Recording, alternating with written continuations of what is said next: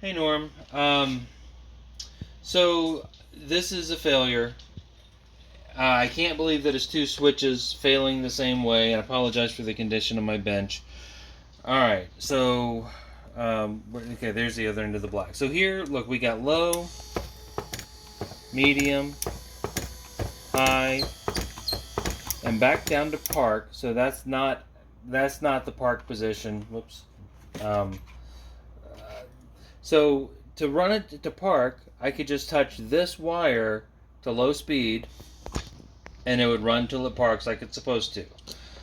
The problem is, if I run low, well, here, let me connect it so it's going to park. Now I try to run low speed, and you can see over here it's going to be shorted to ground, or shorted, because here's the gear. When it's in park, 12 volts is being applied right here. Actually, 12 volts is being applied right here all the time through this wire here, through this terminal. So this center terminal, the center ring rather, is this black wire. There's a lead that goes onto it. The so right here, the plate is no longer supposed to be energized, and this little tab is a permanent ground through the plate down there. The problem is when you connect this black wire, which is this part of the ring, every time it touches this portion here, it shorts to ground.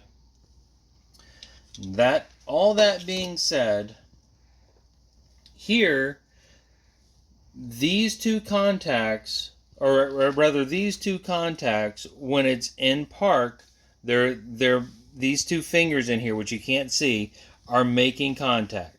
When it's in any other position, these two are not making contact. And so it runs on low. So my thought was, somewhere in here,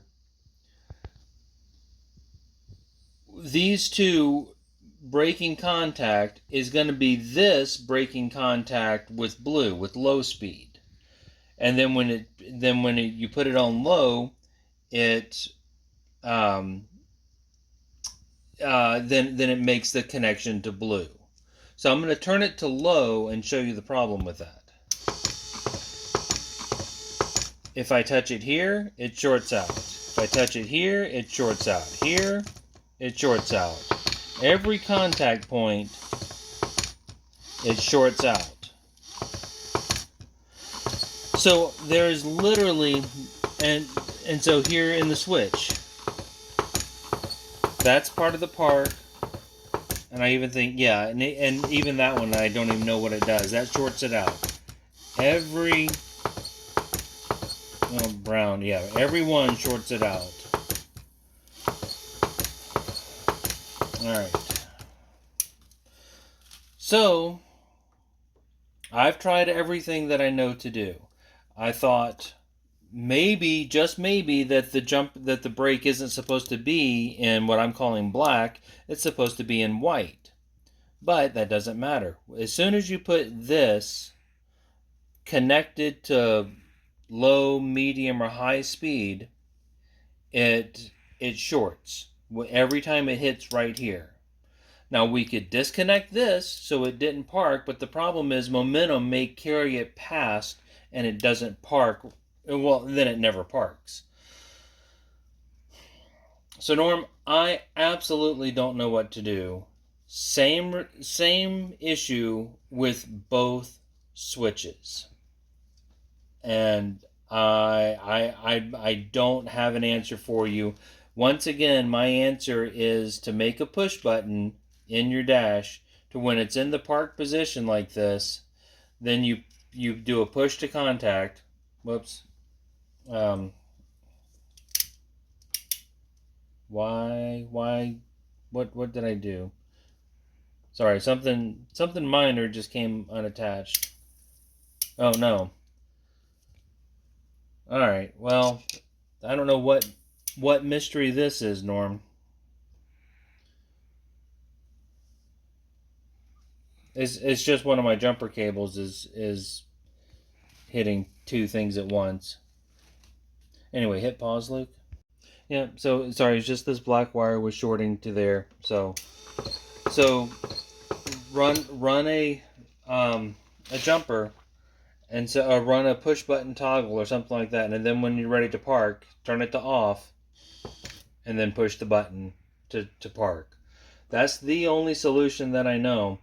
I'm going to send this back. I've got this very, very long video once again in setup. This white wire, we have jumpered to power. Blue is low, dark yellow is medium, bright yellow is high. This has to be jumpered to one of these speeds in order to park. Here on the switch. So let's take it where the slit is at 9 o'clock. The blue, or the 9 o'clock position, is power. 12 volts is, or sorry, red is low speed. So that's 9 o'clock, 11 o'clock, low speed. Brown is blue, I'm sorry, mid speed, low speed, high speed.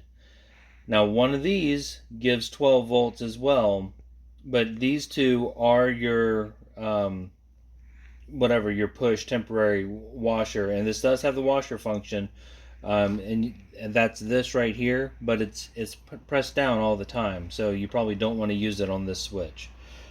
I don't know what else to do, Norm, but I'm going to send you this video. Thanks.